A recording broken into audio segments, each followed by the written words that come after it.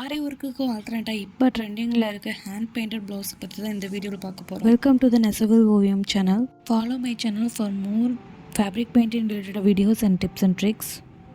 இந்த video full and full hand part making தான் பார்க்க போகிறோம். நான் இங்கே எதுவுமே மெஷர் பண்ணி மார்க் பண்ணவே இல்லை.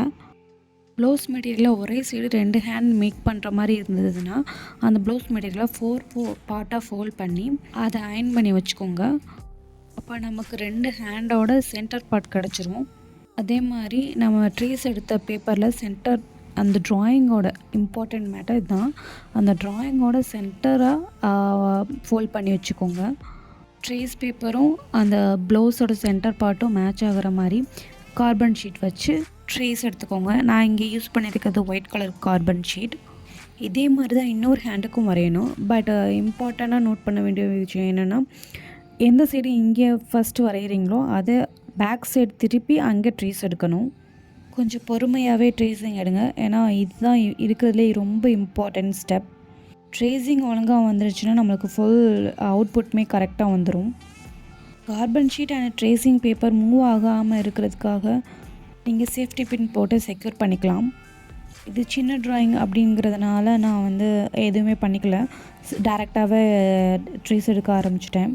என்ன கேட்டால் ஒரு டிப்ஸ் என்ன சொல்லுவேன் அப்படின்னா, ட்ரேஸிங் எடுக்கிறப்போ அவுட்லைன் மட்டும்தான் நான் ட்ரேஸ் எடுப்பேன். இது ஏன் அப்படிங்கிறத இன்னும் கொஞ்சம் நேரத்தில் நான் வீடியோவில் சொல்கிறேன்.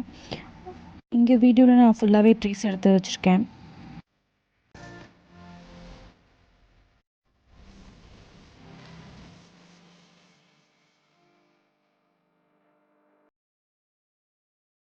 இதுதான் என்னோடய ஃபேவரட் பார்ட்.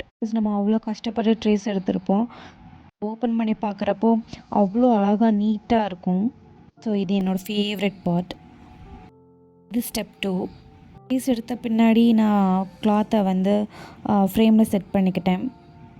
இங்கே ஆரி ஒர்க் மாதிரி அவ்வளோ ஸ்டிஃபாக நம்ம ஃபிட் பண்ணணும் அப்படின்றதுனா அப்படி தேவைப்படாதுன்னு நான் நினைப்பேன். பிகாஸ் கொஞ்சம் இங்கே பெயிண்ட் பண்ணுறப்போ பேக் சைட் படும், அந்த படுறதுனால எந்த ப்ராப்ளமும் இல்லை. ஆனால் இது கொஞ்சம் காயறதுக்கு கொஞ்சம் டைம் எடுக்கும். ஃபுல்லாக ட்ரை ஆகிற வரைக்கும் நம்ம வெயிட் பண்ணணும்.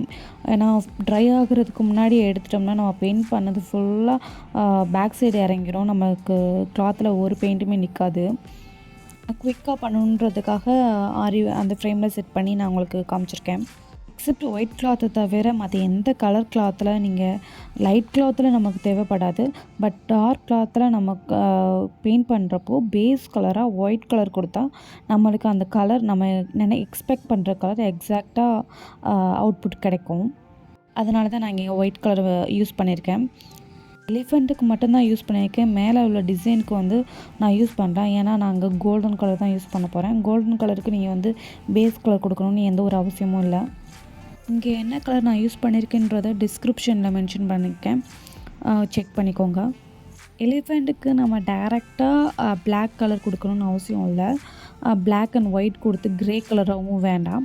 மேஞ்சூர் பெயிண்டிங்கிறதுனால கலர் கொஞ்சம் வைப்ரண்ட்டாக இருந்தால் இன்னுமே பர்ஃபெக்டாக இருக்கும். நான் யூஸ் பண்ணுற பெயிண்ட்டோட கன்சிஸ்டன்சி நம்ம சேஞ்ச் பண்ணிக்கணுன்னா அந்த மீடியம் யூஸ் பண்ணிக்கலாம், ஆர்எல்ஸ் நம்ம வாட்டர் கூட யூஸ் பண்ணிக்கலாம். அதனால் எந்த ப்ராப்ளமும் வராது. எலிஃபெண்ட் ஷேடுக்கு நான் 3 கலர் யூஸ் பண்ணியிருக்கேன், black, blue and white. Minimum amount of black எடுத்துகிட்டு அது கூட ப்ளூ மிக்ஸ் பண்ணிடுறோம். ரெண்டுமே டார்க் கலர் அப்படிங்கிறதுனால உங்களுக்கு அந்தளவுக்கு எஃபெக்டிவாக தெரியாது. அது கூட மேக்ஸிமம் அமௌண்ட் ஆஃப் ஒயிட் சேர்க்கும் போது ஒரு மாதிரி grey colour and blue colour சேர்ந்த மாதிரி ஒரு ஷேடு வரும். எக்ஸ்பெக்ட் பண்ணுற கலர் வந்துச்சு அப்படின்றதுக்காண்டி கொஞ்சம் லைட்டாக ஒரு ஒயிட் பார்ட்டில் செக் பண்ணிக்கோங்க. ரஃப் கிளாத் கூட யூஸ் பண்ணிக்கலாம். பேஸ் கலர் ஃபுல்லாகவே ஒயிட் கொடுத்ததுனால இன்னர் பார்ட் ஆஃப் த எலிஃபெண்ட்டை லைட்டாக அவுட்லைன் மட்டும் ட்ரா பண்ணிக்கிறேன். ஷேடிங் டெக்னிக்ஸ் யூஸ் பண்ணி தான் ஃபுல் எலிஃபெண்ட்டுக்குமே நம்ம பெயிண்ட் பண்ண போகிறோம். எப்படின்னா, எலிஃபெண்ட்டோட ஃப்ரண்ட் பார்ட்டில் ஒயிட் கலர் இருக்கிற மாதிரியும் பேக் பார்ட்டில் டார்க் கலர் இருக்கிற மாதிரியும் தான் நம்ம இங்கே பெயிண்ட் பண்ண போகிறோம். எப்படின்னா, ஒரு லைட்டு ஒரு ஆப்ஜெக்ட் மேலே அடித்தா எப்படி இருக்கும், ஃபஸ்ட்டு ஃப்ரண்ட் சைடு ஃபுல்லாக ஒயிட் கலராக இருக்கும், பேக் சைடு ஃபுல்லாக டார்க் கலராக இருக்கும்ல, அதே டெக்னிக்ஸ் தான் இதுவும். கலர் மெர்ஜிங் கரெக்டாக வந்துருந்துச்சுன்னா ஃபுல் அவுட்புட்டுமே கரெக்டாக வந்துடும். இல்லை எனக்கு இதுவும் தெளிவாக புரியலை, இன்னும் எனக்கு டீட்டெயிலாக வேணும் அப்படின்னா ஆல்ரெடி ஒரு வீடியோ அப்லோட் பண்ணியிருக்கேன். வீடியோவில் ரொம்ப டீட்டெயிலாக கலர் எப்படி மெர்ஜ் பண்ணலாம் அப்படிங்கிறத ரொம்ப ஸ்லோவாகவே காட்டியிருப்பேன். லிங்க் டிஸ்கிரிப்ஷனில் கொடுத்துருக்கேன். அந்த வீடியோவை ஒன்ஸ் செக் பண்ணி பார்த்துக்கோங்க. இம்பார்ட்டன்ட் மேட்டர், ஸ்டார்டிங் எந்த ஆங்கிள்லேருந்து ஸ்டார்ட் பண்ணி ஷீட் பண்ணுறீங்களோ அதே ஆங்கிளில் லாஸ்ட் வரைக்கும் அந்த ஆங்கிள்லேயே வச்சுக்கோங்க. ஆங்கிள் சேஞ்ச் பண்ணிங்கன்னா உங்களுக்கு அன்ஈவன் மேட்சிங் கிடைக்கும். அது வந்து அவ்வளோ நல்லாவாக இருக்காது.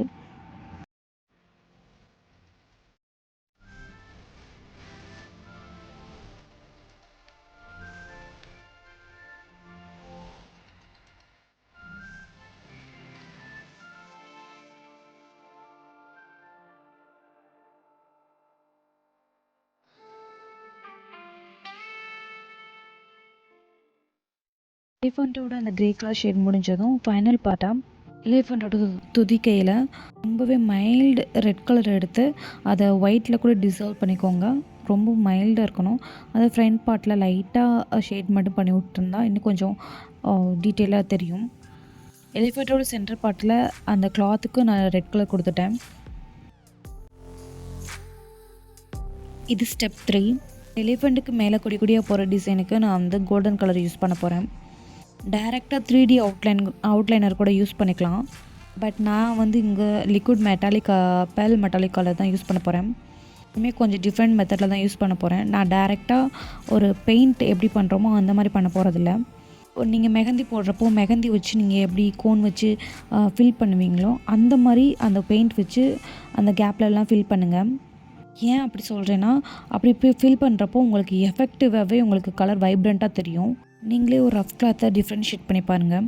நீங்கள் டிஃப்ரென்ஷியேட் பண்ணி பார்த்தா தான் உங்களுக்கு ஒரு ஐடியா கிடைக்கும். கொஞ்சம் பெயிண்டிங்கிறப்போ நம்மளுக்கு கொஞ்சம் வைப்ரண்ட்டாக இருக்கணும் எல்லா கலருமே. ஃபைனல் பார்ட்டாக நான் வந்து கோல்டன் கலரை வந்து 3D அவுட்லைனரை யூஸ் பண்ணி நான் அவுட்லைனர் கொடுத்துக்கிட்டேன். அண்ட் லாஸ்ட் டச்சாக எல்லா சைடுமே நீங்கள் பிளாக் கலர் வச்சு அவுட்லைன் கொடுத்துருங்க. அந்த பிளாக் கலர் அவுட்லைன் இன்னும் உங்கள் ஆர்ட்டை எஃபெக்டிவாகவே எடுத்து காமிக்கும். This is my final view of that Tanjore painting art. இந்த வீடியோ உங்களுக்கு யூஸ்ஃபுல்லாக இருந்தால் உங்களோட சப்போர்ட்டை like and comment, most important thing subscribe பண்ண மறந்துடாதீங்க. And fabric painting related questions and Tanjore painting related questions இருந்துச்சுன்னா கீழே கமெண்ட் பண்ணுங்கள். நெக்ஸ்ட் வீடியோவில் உங்களுக்கு கிளியர் பண்ணிடுறேன். Thank you guys.